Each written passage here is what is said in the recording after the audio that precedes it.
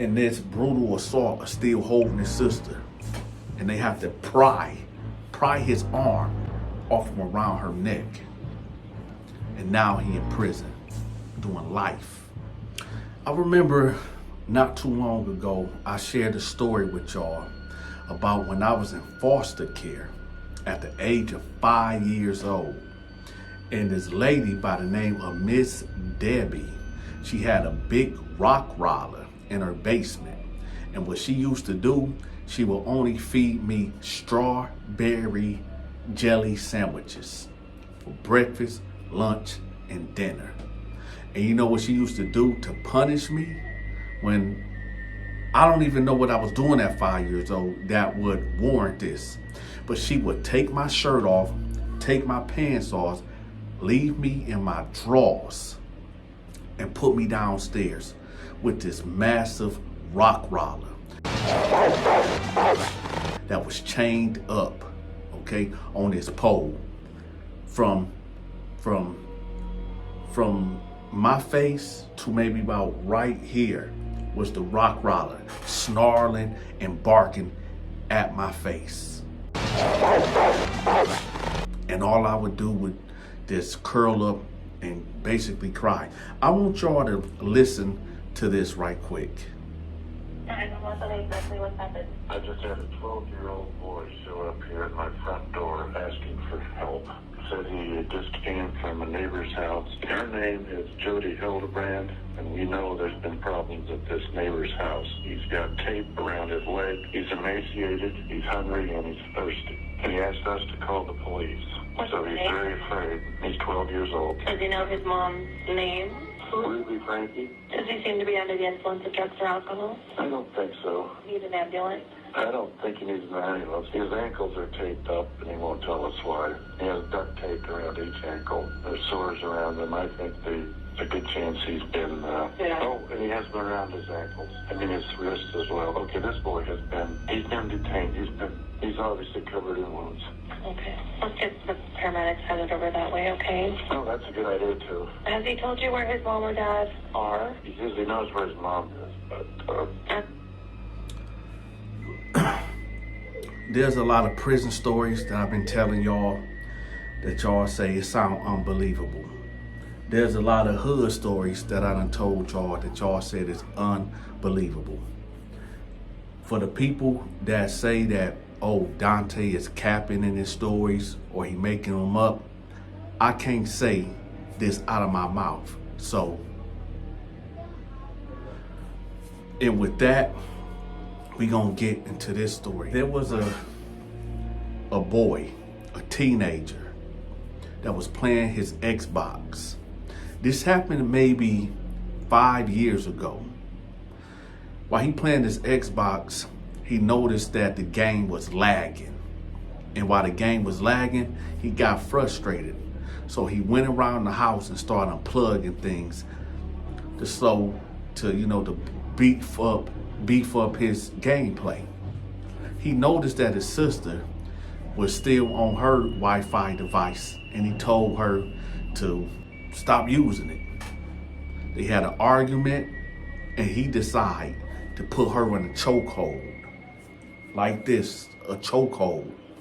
And he would not let her go. He held her for so long that she passed out, and eventually she succumbed to suffocation or maybe strangulation. When the police got there,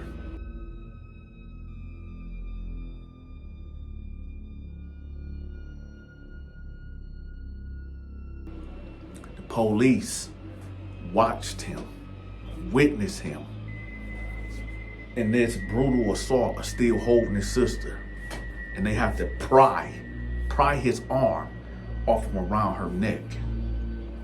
And now he in prison doing life. I'm gonna leave a link in the description below for all you people out there that be talking about, oh, that can't happen, that ain't real, man, these stories are so far-fetched. I don't know where you from, I don't know where you grew up at, but in Flint, Michigan, Detroit, Michigan, Chicago, and every other impoverished, poverty-stricken communities, these things happen. Earlier, I told y'all about my experience of being in foster care. Y'all say, Dante, what do your experience being in foster care got to do with this story? What it got to do with it? Well, this is what it got to do with it. There was a group of people, and I'm going to call it the mafia. And y'all know, if y'all been watching my videos, y'all know what group I'm talking about when I call it the mafia. Somebody from the mafia wrote me a long email. And this person in that mafia said, yo, Dante, are you homophobic? And I said, nah, why do you say that? And this person said, well, it just seemed like you just got a problem with our type of people.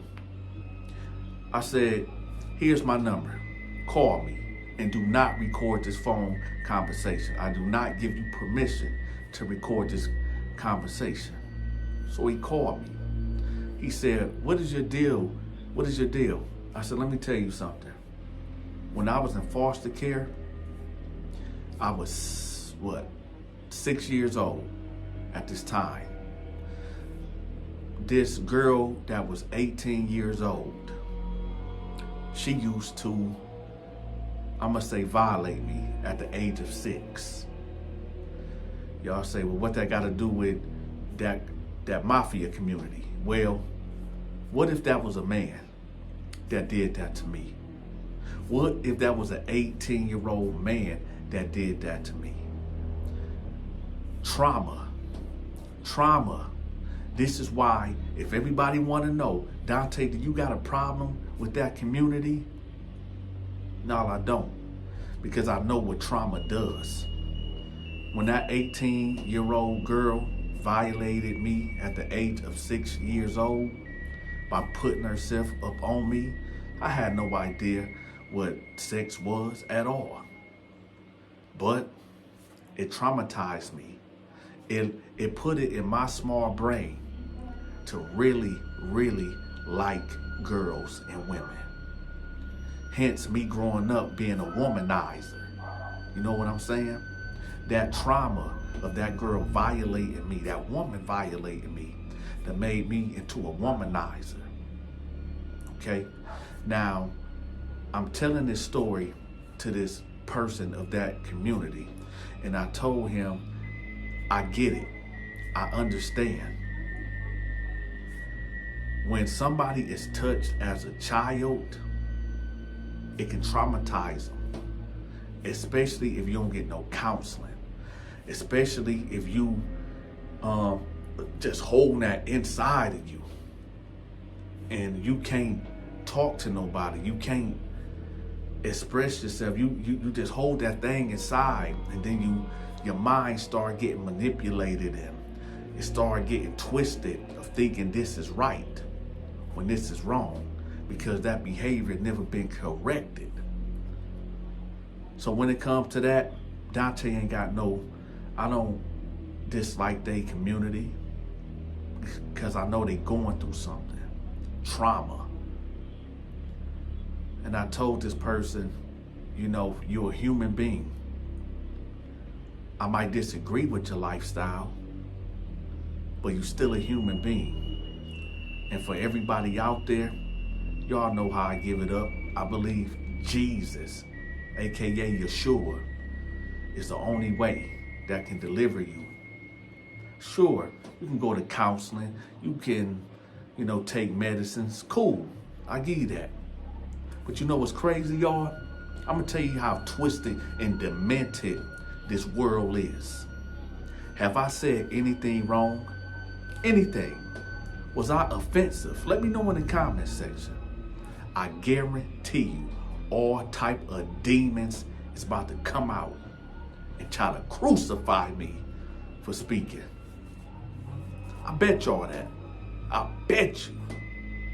But anyway, let's get back to the story. So now you got it where The police grabbed him on up out of there. His sister's lifeless body is right there on the ground, motionless, over the video game. So when he got locked up, and I don't tell y'all the real names or the real locations, because these people have family members out there. These people has people that still love them. So this is why my stories that I tell, I change names, I change locations, because that ain't y'all business. If you don't like my stories and how I tell them, roll out. You don't have to listen. Back in the days, parents used to say, if you can't say nothing nice, don't say nothing at all. All right? So like I said, if you don't like the way I tell my stories, then roll out. But before you roll out, make sure you hit that like button. Make sure you lean on the Cashapp or the PayPal. And for you cats out there that be talking about, oh, Donta, you always, and we're going to get back to the story, chill out. For you cats out there that be talking about, oh, he always begging, go get a job. I drop a video every single day. That is a job. I'm a social media content creator. Don't get mad at me. Don't get mad at me, because you is not where you want to be at in life. Don't project your energy, your demonic energy on me. I'm doing what I want to do. And with that, now, when dude got locked up and he got sentenced to life for taking his baby sister's life, people was in there waiting on him. Hey, you got so loud. You got so loud. Pull them pants up. Pull them pants up. You got so loud. Come on, this man will f the shit out of you in here. There was certain cats in there waiting on him. You say, well, who was in there waiting on him? Well, he had to go to a juvenile facility. When he turned 18, this is where this story get dark. When he turned 18 years of age, they put him in a grown penitentiary with grown men being in there. You already know where this story about to go to. They put him in a penitentiary with grown men that like other men is at. They put him in a penitentiary where little boys like himself gotta grow up quick. They put him in a penitentiary where you gotta get a hold of a, you know what I'm saying? You gotta get a hold of a toothbrush and file it down to make it sharp. Due to YouTube new policies and graphic details, which I cannot tell y'all what happened, y'all just look at the link and it'll tell y'all what happened. In 2018, 16-year-old Kevin Watkins was lagging horribly while attempting to play Xbox in his Georgia family's home. In an effort to improve the speed, he decided to change the Wi-Fi password to prevent others from using it and slowing down the connection while he was gaming. Soon enough, an argument broke out between Kevin and his mom, escalating to a point where his older sister Alexis had to step in to prevent Kevin from physically harming their mother. Tragically, Kevin placed Alexis in a strong chokehold and refused to let go despite his younger brother and mother begging for him to stop. By the time police arrived 15 minutes later, Alexis was no longer moving or responsive, but Kevin still had her in a chokehold. She had been starved of oxygen for a lengthy amount of time, resulting in extreme brain damage. Alexis was quickly rushed to the hospital, but was soon pronounced dead from asphyxiation. Kevin was tried for murder and sentenced to life in prison for the tragic incident. So follow the link and y'all to see what happened to him. And with that, y'all, I'm out.